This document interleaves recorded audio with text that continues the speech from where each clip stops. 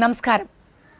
ഒരു കാഴ്ചയ്ക്കും വേണ്ടാത്ത നിരവധി ജീവിതങ്ങളെ പ്രേക്ഷകർക്ക് മുന്നിലെത്തിച്ച കാഴ്ചപ്പതിപ്പിന് 2015 കർമ്മനിരതമായിരുന്നു. പലരെയും കാഴ്ചപ്പുറങ്ങളിൽ കനിവിൻ്റെ ശീതളഛായയിലെത്തിക്കാനും സാധിച്ചു.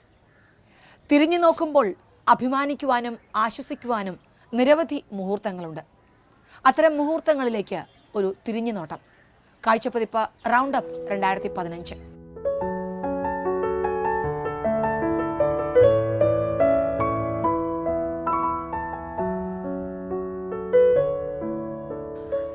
അംഗവൈകല്യങ്ങളോട് പൊരുതി ജീവിക്കുന്നവർ, ജീവിത പ്രതിസന്ധികളിൽ അകപ്പെട്ട് പട്ടിണി അകറ്റാനായി പാടുപെടുന്നവർ, ഒറ്റപ്പെട്ടു പോകുന്നവർ, വേറിട്ട വ്യക്തിത്വങ്ങൾ, വേറിട്ട കാഴ്ചകൾ, അങ്ങനെ കാഴ്ചയിൽപ്പെടാത്ത നിരവധി പേരെയാണ് കാഴ്ചപ്പതിപ്പ് കാഴ്ചപ്പുറത്തേക്ക് കൊണ്ടുവന്നത്. കുറച്ചു പേർക്കെങ്കിലും അല്പം കൈത്താങ്ങാകുവാനും സാധിച്ചു. പ്രേക്ഷകർ നെഞ്ചേറ്റിയ കാഴ്ചപ്പതിപ്പിന് സംസ്ഥാന അവാർഡടക്കം നിരവധി പുരസ്കാരങ്ങളും നേടുവാനായി. 2015 കാഴ്ചപ്പതിപ്പ് സംപ്രേഷണം ചെയ്ത തെരഞ്ഞെടുത്ത എപ്പിസോഡുകളിലെ ചില ഭാഗങ്ങൾ ഞങ്ങൾ സംപ്രേഷണം ചെയ്യുന്നു. കാഴ്ചപ്പതിപ്പ് 2015 ഓർമ്മപ്പുറങ്ങളിലേക്ക്.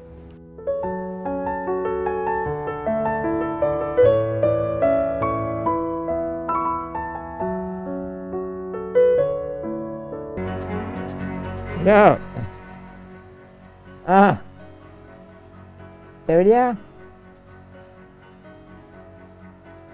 അങ്ങോട്ട് പോകണ്ട, നിങ്ങൾ ബോർഡ് കണ്ടില്ല അവിടെ.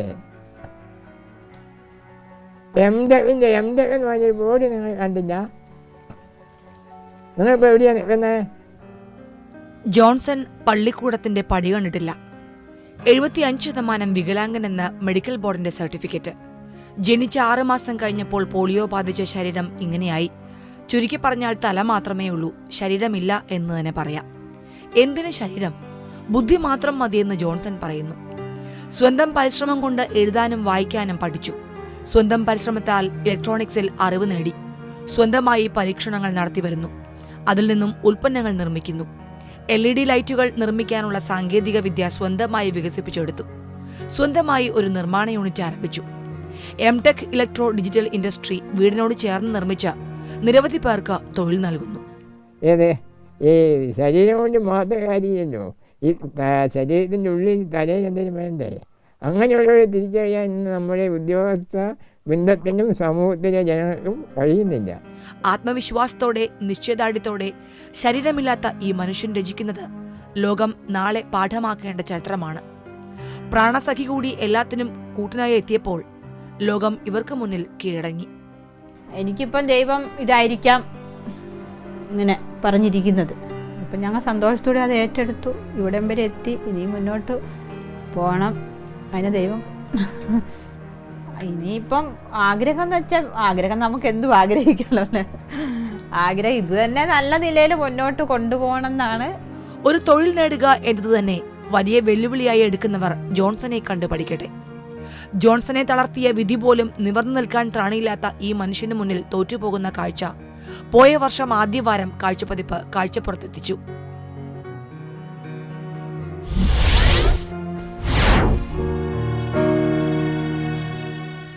മരണത്തേക്കാൾ ദാരുണമായ ദുരനുഭവങ്ങൾ ജീവിതത്തിലുണ്ട് എന്ന് നമ്മെ ഓർമ്മപ്പെടുത്തുകയാണ് തലയ്ക്ക് കീഴ്പോട്ട് ചലനമറ്റ ശരീരവുമായി ജീവിക്കുന്ന ഒരു കൂട്ടം മനുഷ്യർ. മരണത്തെ പോലും വെല്ലുവിളിക്കുന്ന മനക്കരുത്ത് മാത്രം മതി ഇവർക്ക് ഈ ലോകം കീഴ്പ്പെടുത്താൻ എന്ന് അവർ തെളിയിച്ചു കഴിഞ്ഞു. മരണത്തിന് തുല്യമെന്ന് ചുറ്റുമുള്ളവർ വിചാരിക്കുന്ന ജീവിതങ്ങളിലെ വിസ്മയ കാഴ്ചകളിലേക്കാണ് പോയ വർഷം കാഴ്ചപ്പതിപ്പിന്റെ ക്യാമറ കടന്നു ചെന്നത്. റെജിയാണ് ഇവരുടെ റോൾ മോഡൽ. ഇപ്പോൾ എനിക്കൊരു ഓട്ടോമാറ്റിക് വണ്ടിയാണ് എൻ്റെ കയ്യിലുള്ളത്. അതും ഓടിച്ച് ഞാൻ ബാംഗ്ലൂർ വരെ ഇവിടുന്ന് ഓടിച്ചുകൊണ്ട് പോയിട്ടുണ്ട്. അപ്പോൾ ഇങ്ങനെ ഇരുന്നാലും നമുക്ക് ആ മനസ്സ് എന്തെങ്കിലും ഉണ്ടെങ്കിൽ മനസ്സ് അങ്ങ് ഉറച്ചിരുന്നാൽ നമുക്ക് എന്ത് ചെയ്യാൻ സാധിക്കുമെന്ന് മാത്രമേ എനിക്ക് പറയാനുള്ളൂ. റെജി എബ്രഹാമും കൂട്ടുകാരും പറയുന്നു, ശരീരം എന്തിന്, മനസ്സ് മാത്രം മതിയെന്ന്. ഒരു കാഴ്ചയ്ക്കും വേണ്ടാത്ത റെജിയെയും കൂട്ടരെയും കാഴ്ചപ്പതിപ്പ് 2015 കാഴ്ചയിലേക്ക് കൊണ്ടുവന്നത് പ്രേക്ഷകർ മറന്നു കാണില്ല. നാം അനുഭവിക്കാത്ത ജീവിതങ്ങളെല്ലാം നമുക്ക് വെറും കെട്ടുകഥകൾ മാത്രമാണ്.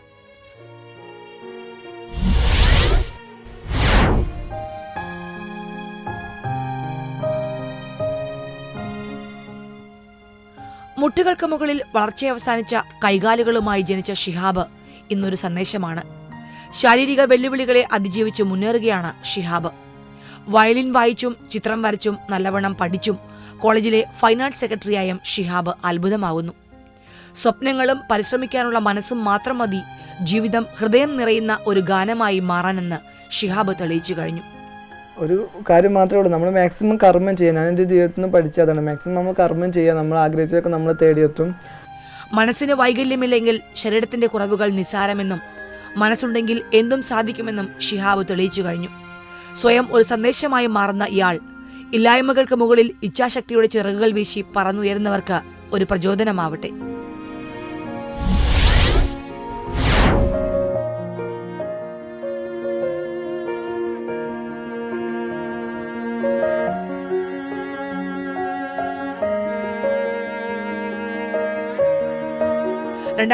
ൽ ഞങ്ങൾ സംപ്രേഷണം ചെയ്ത ഒരു കാഴ്ചയിലും പെടാത്ത സ്വപ്നയുടെ ചിത്രാത്ഭുതങ്ങൾ കാഴ്ചപതിപ്പിന്റെ പ്രേക്ഷകർ മറന്നിട്ടില്ല. അംഗപരിമിതികളെ ചിത്രചാരുതയിലൂടെ തോൽപ്പിക്കുമ്പോൾ ഈ സ്വപ്നസുന്ദരി നമുക്ക് പ്രിയങ്കരിയാവുന്നു. വരയെന്നാൽ വെറും കരവിരുതല്ലെന്നും മനസമർപ്പണമാണെന്നും നമ്മൾ അറിയുന്നു. ഞാൻ ജനിച്ചപ്പോൾ തന്നെ ഇങ്ങനെയായിരുന്നു. ഈ 5 വയസ്സായപ്പോൾ തൊട്ട് ഇങ്ങനെ മറ്റുള്ളവർ കളിക്കും ചെയ്തു. എനിക്ക് അങ്ങനെ ഒരു തിരിച്ചറിയുന്ന വെച്ചാൽ ഇല്ല എന്നുള്ളത് മനസ്സിലായി. ഇല്ല, കോഴ്സ് ചെയ്തിട്ടില്ല. ഇല്ല, ദൈവത്തിൻ്റെ ഒരു സമ്മാന ഗിഫ്റ്റ് എന്നാണ് ഞാൻ ഇപ്പോഴും വിശ്വസിക്കുന്നത്.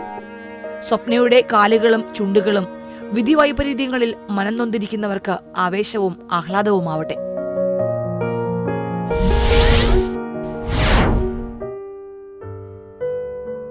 മലപ്പുറം ജില്ലയിലെ വെള്ളിലക്കോട് ഗ്രാമവാസികൾക്ക് ഒരു കോടതിയുണ്ട്, സ്നേഹക്കോടതി. പ്രശ്നങ്ങൾ പരിഹരിക്കാൻ പോലീസോ കുടുംബ കോടതികളോ ഒന്നും ആവശ്യമില്ല. ഈ ഒരു മുറിക്കുള്ളിൽ ഇവിടുത്തെ നാട്ടുകാരുടെ സ്വത്തുതർക്കങ്ങളും തല്ലുകേസും കുടുംബ പ്രശ്നങ്ങളുമെല്ലാം ഒത്തുതീർപ്പാകുന്നു.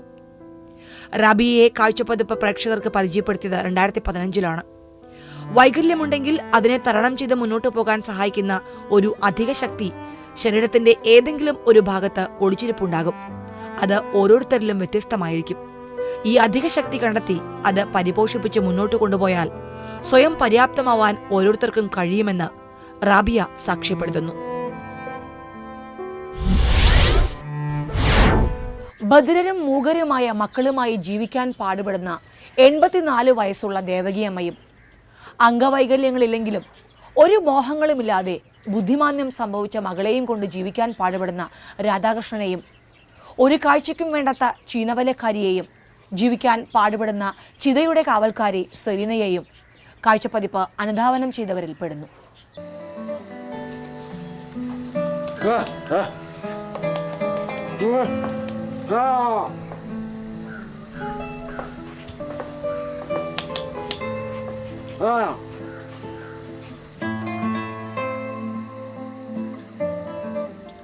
നിർധന കുടുംബത്തിലെ ഒരമ്മയ്ക്കും അച്ഛനും ജനിച്ച 4 മക്കൾ. ഈ 4 മക്കളും ബധിരരും മൂകരും. വിധി തങ്ങൾക്ക് നൽകിയ ക്രൂരതയോർത്ത് സഹിക്കവയ്യാതെ അച്ഛൻ ജീവനൊടുക്കിയപ്പോൾ പകച്ചുപോയ അമ്മ. നൊന്ത് പ്രസവിച്ച അമ്മയ്ക്ക് പക്ഷേ അങ്ങനെ ചിന്തിക്കാൻ പറ്റില്ലല്ലോ. സഹനത്തിന്റെയും ത്യാഗത്തിന്റെയും പ്രതീകമാണ് അമ്മമാർ. ഈ അമ്മ മക്കളെ വളർത്തി വലുതാക്കി. വിവരസാങ്കേതിക വിദ്യ വളർന്ന് വലുതായിക്കൊണ്ടിരിക്കുന്ന ഈ ലോകത്ത് പക്ഷേ ഇതൊന്നും അറിയാതെ ഈ അമ്മയും മക്കളും ഇപ്പോഴും ഇവിടെ ജീവിക്കുന്നു. ഈ കാഴ്ച കണ്ട കാഴ്ചപ്പതിപ്പിന്റെ പ്രേക്ഷകർ ദേവകിയെ മറന്നു കാണില്ല. ഇവരുടെ ലോകം ഇപ്പോഴും ഈ വീടും പരിസരവും മാത്രമാണ്. മക്കളുടെ കാലം വരെ ഞാനിരിക്കുക. ഇപ്പൊ തന്നെ 84 വയസ്സായി ഈ ജീവിതം വന്നപ്പോൾ. ഇത്രയും കാലം ഇരുന്നത് ദൈവം ഇരുത്തിയേക്കണതും ഇവരെ സംരക്ഷിക്കാൻ വേണ്ടിയാണ്. ഒരു ജീവിതം എല്ലാവരും ജീവിക്കണം, ഞാനും ജീവിക്കണം, ഒക്കെ അനുഭവിച്ചുകൊണ്ട് തീർക്കട്ടെ. ഈ 3 മക്കളെയും ഇതുവരെ സംരക്ഷിച്ച ഈ അമ്മയ്ക്ക് ഇനി ചിന്ത നമ്മളെല്ലാവരും ചിന്തിക്കുന്നത് പോലെ തന്നെ. ദേവകിയുടെ കാലശേഷം ഇനി ഇവർക്ക് ആര് എന്നുള്ളത് തന്നെ.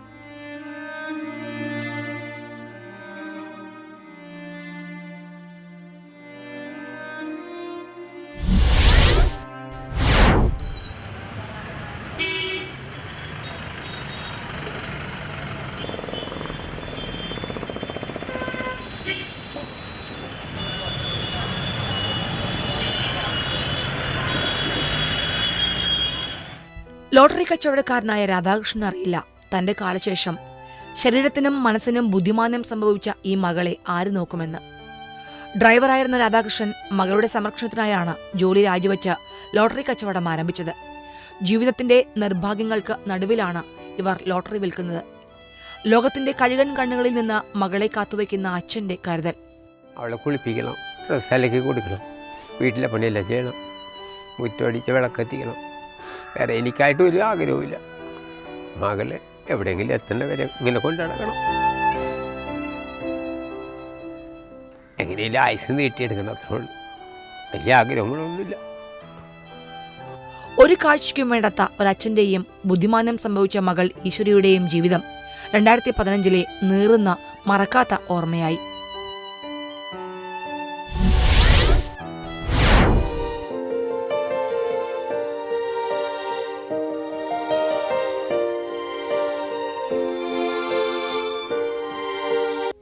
ഒരു കാഴ്ചയ്ക്കും വേണ്ടത്തവരെ കാഴ്ചയിലേക്ക് കൂട്ടിക്കൊണ്ടുവന്ന ഈ ലോകത്തിന് തന്നെ മാതൃകയാവുന്ന ഒരമ്മയെ കാഴ്ചപ്പതിപ്പ് പോയ വർഷം പരിചയപ്പെടുത്തി. തൃശൂർ കാര്യാട്ടുകരയിൽ ശരീരത്തിനും മനസ്സിനും വളർച്ചയെത്താത്ത ബുദ്ധിമാന്യം സംഭവിച്ചവർക്ക് താങ്ങും തണലുമാകുന്ന association of mentally handicapped adult എന്ന സ്ഥാപനത്തിന്റെ സാരഥി ഡോക്ടർ ഭാനുമതി ടീച്ചർ. വിവാഹം കഴിച്ചിട്ടും കുഞ്ഞുങ്ങൾ വേണ്ട എന്ന് തീരുമാനിച്ചുറച്ച് ഒരുപാട് പേരുടെ അമ്മയായി ജീവിക്കുന്നു. ബുദ്ധിമാന്യം സംഭവിച്ച 3 സഹോദരങ്ങളുടെ കൂടെയാണ് ഞാൻ വളർന്നു വന്നിട്ടുള്ളത്. അപ്പോൾ വളരെ ചെറുപ്പത്തിലേ ഞാൻ ചിന്തിച്ചിരുന്നു, എൻ്റെ വീട്ടിലെ സ്ഥിതി ഇതാണെങ്കിൽ, അതായത് സാമ്പത്തികമായി ശേഷിയുള്ള ഒരു കുടുംബത്തിലെ സ്ഥിതി ഇതാണെങ്കിൽ പാവപ്പെട്ടവൻ്റെ സ്ഥിതി എന്തായിരിക്കും എന്നുള്ളത് എന്നെ ചിന്തിപ്പിച്ചിരുന്നു. സമൂഹത്തിൽ ഒറ്റപ്പെട്ടുപോയ ഒരുപാട് ജീവിതങ്ങൾക്ക് സ്നേഹസാന്ത്വനവും പ്രതീക്ഷയുടെ നുറുങ്ങുവെട്ടവുമാവുകയാണ് ഡോക്ടർ ഭാനുമതി ടീച്ചർ. സ്വയം മറന്ന് മറ്റുള്ളവർക്ക് വേണ്ടി ജീവിതം സമർപ്പിക്കുക എന്നത് അത്ര എളുപ്പമല്ല. അതുകൊണ്ട് തന്നെ ത്യാഗത്തിന്റെയും സഹനത്തിന്റെയും പ്രതീകമായ ഈ അമ്മ നമ്മുടെ ഉള്ളു തൊടുന്നു.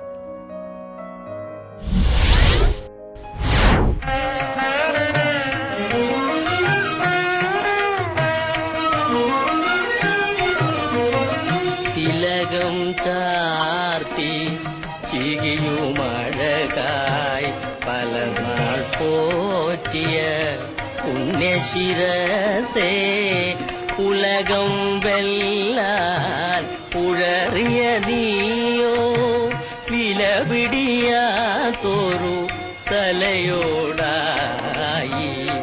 ജനിച്ച ഓരോ ജീവിക്കും മരണമുള്ളതുപോലെ മരണഭയവുമുണ്ട്. എന്നാൽ മരണം കണ്ടുകണ്ട് മരണത്തെ ഭയമില്ലാതായ ഒരു വനിത. നാം കൊണ്ടു നടക്കുന്ന ഈ ശരീരത്തെ ഏറ്റവും ഒടുവിൽ ഒറ്റയ്ക്ക് കൈകാര്യം ചെയ്യുന്ന ഒരാൾ. മരണശേഷം മനുഷ്യ ശരീരം ദഹിപ്പിക്കുന്ന മഹത്തായ ശുശ്രൂഷയിൽ ഏർപ്പെട്ടിരിക്കുന്ന ലോകത്തിലെ ആദ്യത്തെ വനിതയെ 2015 കാഴ്ചപ്പതിപ്പ് പരിചയപ്പെടുത്തി. ധൈര്യം ഇത് സാമ്പത്തിക ബുദ്ധിമുട്ട് വന്നപ്പോൾ ഉള്ള ധൈര്യമൊക്കെയാണ്. കാശിൻ്റെ ബുദ്ധിമുട്ട് വന്നപ്പോൾ എന്തും ചെയ്യാമെന്നുള്ളൊരു തൻ്റെ ഇടം. അല്ലെങ്കിൽ തന്നെ തൻ്റെ ഇടം ഉണ്ടായിരുന്നു. ഇത് ജീവിക്കണം, കടങ്ങളൊക്കെ വീടണ്ടേ, കടങ്ങളെ വീടണം, പിള്ളേരുടെ കാര്യങ്ങൾ നോക്കണം, പഠിപ്പിക്കണം. ഒറ്റയ്ക്കായിരിക്കും, ആരും ഉണ്ടാവില്ല. ഒരു വെച്ചൊരു ബോഡി വെച്ചിട്ട് ഇപ്പോൾ വന്നവരെ അവർ പോകും, അവരുണ്ടാവൂല. മരണം വന്നു വിളിക്കുമ്പോൾ നിസ്സഹായരായി ഇറങ്ങിപ്പോയവരുടെ അവസാന ഓർമ്മയും ചുട്ടടിക്കുന്ന സെലീന ലോകവ്യവഹാരങ്ങളുടെ അഹങ്കാരങ്ങളുടെ അർത്ഥശൂന്യതയെക്കുറിച്ചാവാം നമ്മെ ഓർമ്മപ്പെടുത്തുന്നത്. ഒപ്പം ചിതയേക്കാൾ ചൂടുള്ള ജീവിതത്തിന്റെ നേരറിവുകളെയും.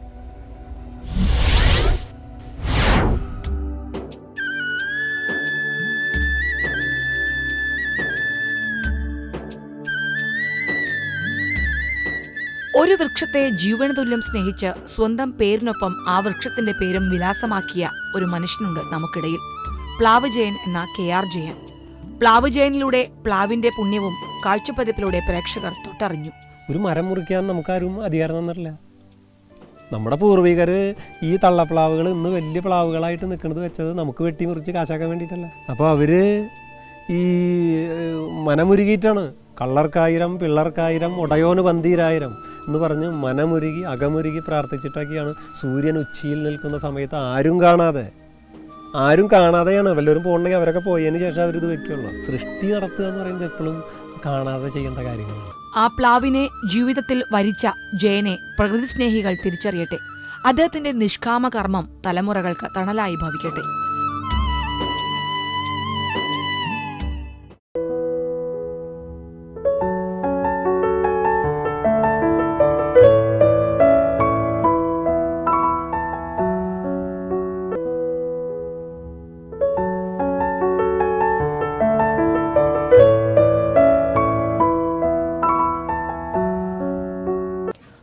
കുടിയൊഴിപ്പിക്കപ്പെട്ട് വർഷങ്ങൾ കഴിഞ്ഞിട്ടും വാക്ക് പാലിക്കാത്ത ഭരണാധികാരികളോടുള്ള മൂലംപള്ളിക്കാരുടെ രോഷം ആളിക്കത്തുന്നതും ബാങ്കുകൾക്ക് നേരിട്ട് സ്വത്ത് പിടിച്ചെടുക്കാൻ പരമാധികാരം നൽകുന്ന സർഫാസി നിയമത്തിന്റെ കുരുക്കിൽപ്പെട്ട് സകലതും നഷ്ടപ്പെട്ട ദളിതരുടെയും വീട്ടമ്മമാരുടെയും കണ്ണീരും കാഴ്ചപ്പതിപ്പിന്റെ 2015 വേറിട്ട കാഴ്ചകളായി.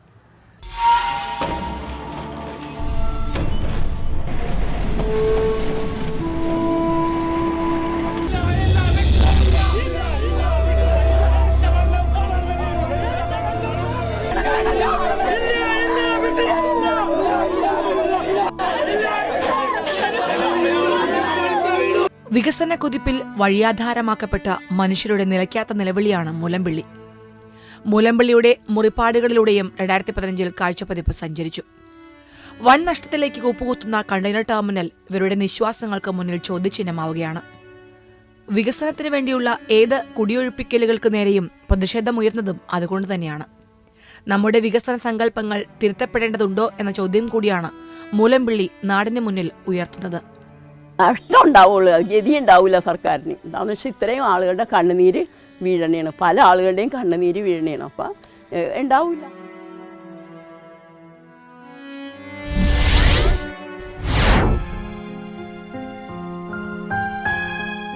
ബാങ്കുകൾക്ക് നേരിട്ട് സ്വത്ത് പിടിച്ചെടുക്കാൻ പരമാധികാരം നൽകുന്ന സർഫാസി നിയമത്തിന്റെ മറവിൽ നടക്കുന്നത് ഞെട്ടിക്കുന്ന സാമ്പത്തിക കുറ്റകൃത്യങ്ങളാണ്. ഈ നിയമത്തിന്റെ കുരുക്കിലകപ്പെട്ട് സകലതും നഷ്ടപ്പെട്ട നിരവധി ദളിത് വീട്ടമ്മമാരെയും കുടുംബങ്ങളെയും 2015 കാഴ്ചപ്പതിപ്പ് കണ്ടു. സർഫാസി എന്ന് പറഞ്ഞ ഒരു നിയമപ്രകാരം ഞങ്ങൾക്ക് അറിയില്ല. സർഫാസി എന്താണെന്ന് ഞങ്ങൾക്കൊന്നും അറിയത്തില്ല, കേൾക്കുന്നു മാത്രമേ ഉള്ളൂ. സർഫാസി എന്ന് പറഞ്ഞ നിയമപ്രകാരം ഞങ്ങളെ ഇറക്കി വിടും, പോലീസ് പ്രൊട്ടക്ഷനായിട്ട് വന്ന് ഇറക്കി വിടും. നിങ്ങൾ മാന്യമായിട്ട് ഇറങ്ങണമെങ്കിൽ അതാ നല്ലതെന്ന് പറഞ്ഞ് ഈ പെണ്ണ് വന്നു. പാവപ്പെട്ടവരോട് തെല്ലും കരുണയില്ലാത്ത ബാങ്കുകൾക്ക് അവരെ പെരുവഴിയാക്കാനും അധികാരം കിട്ടിയതോടെ എന്തിനും മടിയില്ല എന്ന സ്ഥിതിയാണ്. കോടികൾ വാങ്ങി തിരിഞ്ഞു നോക്കാത്ത വമ്പന്മാരെ ഈ ബാങ്കുകൾ കണ്ടില്ലെന്ന് നടിക്കുകയും ചെയ്യും. കിടപ്പാടമുണ്ടാക്കാനും കടക്കാരായി മാറുന്ന അവസ്ഥ. അത് മുതലെടുക്കാൻ കഴുകൻ കണ്ണുകളുമായി മാഫിയയും ചേരുമ്പോൾ ദുരന്തങ്ങൾ തുടർക്കഥയാവുന്നു.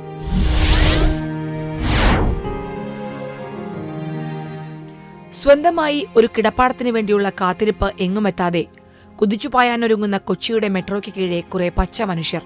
കൊച്ചിയുടെ ഹൃദയഭാഗത്തുള്ള രവിപുരത്തെ ആലപ്പാട്ട് ക്രോസ് റോഡിൽ മന്നുള്ളിപ്പാടം കോളനിയിലെ ഒരു കാഴ്ചയ്ക്കും വേണ്ടാത്ത 36 കുടുംബങ്ങളുടെ പട്ടയത്തിനായുള്ള 60 വർഷത്തെ കാത്തിരിപ്പും 2015 കാഴ്ചപ്പതിപ്പ് കാഴ്ചപ്പുറത്തെത്തിച്ചു. ജീവിതം എന്ന് പറഞ്ഞ് ഞങ്ങൾ ഈ പറമ്പിൽ എല്ലാവരും അത്ര കഷ്ടപ്പെട്ടിട്ടില്ല ഞങ്ങൾ ജീവിച്ചത്. ഇറക്കിയിട്ട് ഞങ്ങൾ പോകൂല. അങ്ങനെ ചെയ്യാൻ ഞങ്ങൾ സമ്മതിക്കൂല, ഞങ്ങൾ മാറൂല. ഞങ്ങളെ കൊന്നാലും ഞങ്ങൾ മാറൂല. ഞങ്ങളുടെ നെഞ്ഞത്ത് കൂടി കയറ്റേണ്ടി വരും ചിലപ്പോൾ ഒരു പൊളിക്കാൻ കൊണ്ടുതന്നെ വാഹനം, എന്നാലും ഞങ്ങൾ ഇവിടെ നിന്ന് മാറൂല. കാരണം ഒത്തിരി ദുരിതങ്ങൾ ഞങ്ങൾ അനുഭവിച്ച് ഇന്ന് ഈ നിലയിൽ ഞങ്ങൾ ജീവിക്കണത്. ഞങ്ങൾ എവിടെ പോകും? ഞങ്ങൾക്കിപ്പോ പട്ടയം കിട്ടണം. മഹാനഗരത്തിന്റെ അഴുക്കുചാലിൽ കിടന്ന് മരിക്കാതെ മരിച്ച ഇവരുടെ മുൻഗാമികളുടെ കണ്ണീരിന്റെ ചൂട് ആരും മറക്കാതിരിക്കട്ടെ.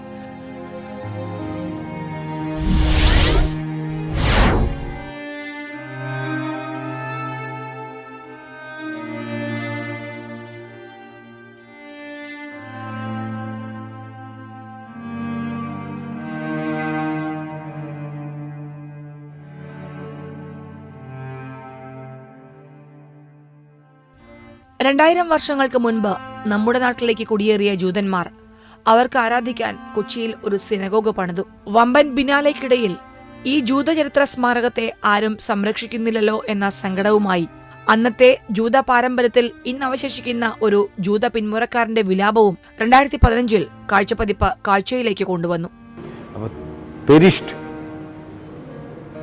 തീർന്നു, നശിച്ചു, ലാസ്റ്റ് അണയാൻ പോണ തിരിയാണ്. ചരിത്രത്തോടും അവനവന്റെ സ്വത്വത്തോടും നീതി പുലർത്താനാവാത്ത ഒരു ജനതയ്ക്കും നിലനിൽക്കാൻ അവകാശമുണ്ടാവില്ല. കറുത്ത ജൂതരുടെയും കേരളത്തിന്റെ പരിണാമകഥകളും നമ്മൾ വിസ്മരിച്ചുകൂടാ. അതിന്റെ ശേഷിപ്പുകളെ ആദരപൂർവ്വം കാത്തുസൂക്ഷിക്കാൻ ബന്ധപ്പെട്ടവർക്കായെങ്കിൽ എന്ന് കാഴ്ചപ്പതിപ്പ് ആശിക്കുന്നു.